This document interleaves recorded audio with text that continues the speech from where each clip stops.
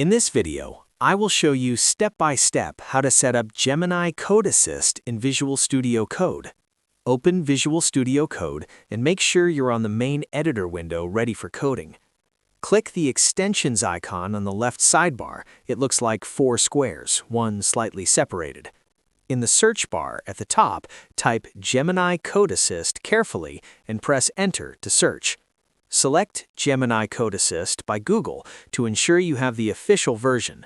Click Install and wait patiently for it to finish downloading and setting up completely. Once installed, the extension will appear in your extensions list and is ready to use immediately. That's it! You're now ready to code smarter and more efficiently with Gemini Code Assist. If you found this video helpful, don't forget to like, share, and tap the bell icon for future updates. Thanks for watching.